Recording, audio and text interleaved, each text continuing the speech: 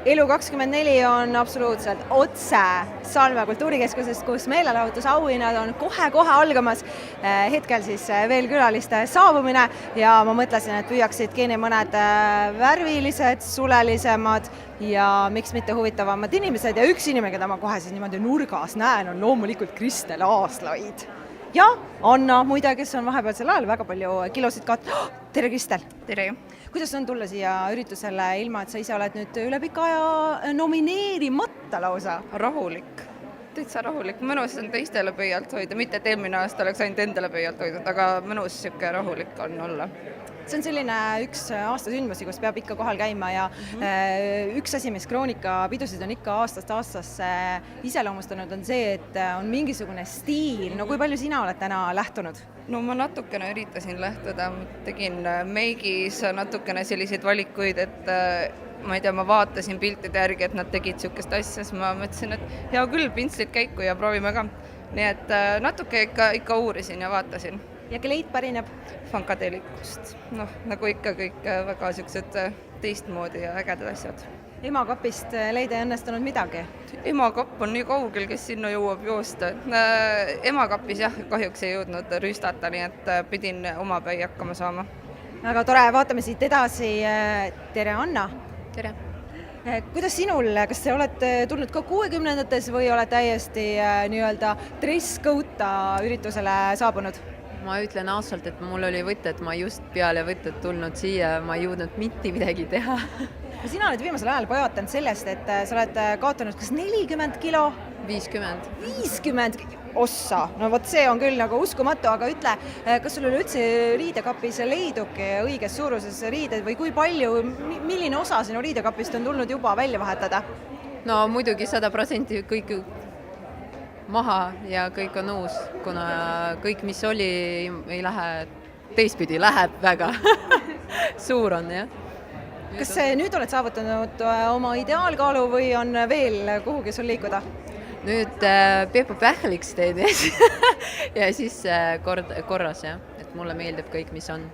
Sa ütlesid, et sul on käimas võtted. Mis võtted käimas on? Mängisin selle kättemaksu kontoris ja eile ja täna ja just tulin kiiresti ja jõudsin õnneks.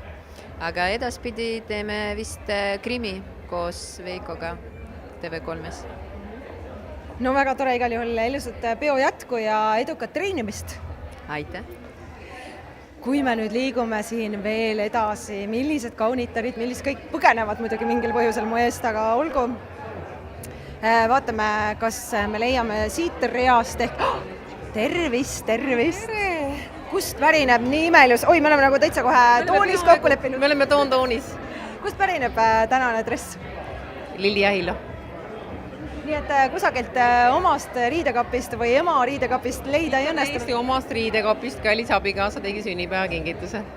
Ja abikaasa enda rõivastust tänasel õhtul? Abikaasa soetas. Aga teil on niimoodi, et te ostate teineteisele riideid? Tuleb nii välja. Täpselt nii, jah.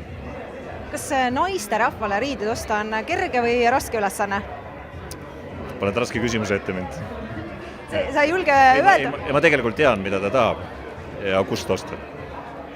Iseenesest on ju hea, kui meesterahvas ostab riideid, sest naiste riided on ju suhteliselt ikkagi kallid ja tunduvalt kallimad kui meeste omad ja pealegi meestel ei lähe väga palju ka vaja midagi. Meil on väga lihtne, meil on ainult üks aadress, kuhu mees seab sammud, kui on vaja uus kleit osta ja üks kindel disainer. Siis on ka number 1 ja seesama ja selles mõttes ei ole üldse probleem. See ei muutu. Kõmle teab seda numbrit. No väga tore igal juhul, ilusat peo jätku teile. Aitäh! Vaatame, keda veesid üles leida. Ära nüüd komista.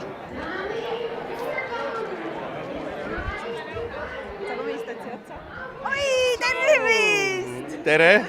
No sina, Alari Kivisaar, mitmes kord sa sul on nüüd olla nomineeritud raadiosaatejuhtide arvestuses? Pane pohkama! Ma ei tea täpselt. 12 auhind on ära tulnud, seda ma tean, jah. Aga 13, 14, äkki 15. See on ju nii ammu kõik alguse saanud tegelikult. Ütle, kas sinu teada on veel keegi saanud Eestimaal nii palju auhindu sellel konkreetsel võistlusel või nii-öelda üritusel kui sina? ei tea, ma ei ole uurinud. Ausalt ei tea. Et seda statistikaks võib keegi teine teha. Mina ei tea, jah. Kuidas sisetunne on, kas täna tuleb ka sulle Eesti parim mees raadio hääl? Ei tea, ega seda ei tea kunagi. Et eks saab näha, varsti saab teada. No millal sa väsimise märke hakkad näitama? Mida? Millal hakkad väsimismärke näitama? Kas ma ei tundu juba natuke väsinud? No kui arvestada, et sa ei ole täna tulnud dresscode'is, siis võib öelda. Jah. Eks see käib ikka niimoodi, et vahepeal oled väsinud ja vahepeal ei ole väsinud ja iga asi väsitab, iga töö väsitab. Mis teeb raadiosaatejuhist hea raadiosaatejuhi? Vaata, kui ma nüüd kunagi pensionile jään, siis ma teen oma sellise koolitusfirma ja siis ma hakkan seal raha eest neid saladusi avaldama. Et sellise raadiokooli? Jah. No oled sa juba mõelnud ka selle peale, et milline see aastamaks võiks olla? Vaat seda ei ole veel välja mõelnud. Vaatame, kuidas siin hinnad kujunevad. Igal juhul palju edu sulle ja loodetavasti tuleb siis 13. või 14. auhind sulle ka ära. No loodame. Ikka tasub loota. Palju edu ja varsti juba selgub. Aitäh sulle. Nüüd on aeg aga alustada meelelahutusauhindade galaga, nii et peame väikese pausi tegema, aga sina, hea sõber, ole kindlasti Elu24 lainel, sellepärast et kõige operatiivsemad uudised ja pildimaterjal ja videomaterjal jõuab sinuni siit Salme Kultuurikeskusest just nimelt Elu24 vahendusel.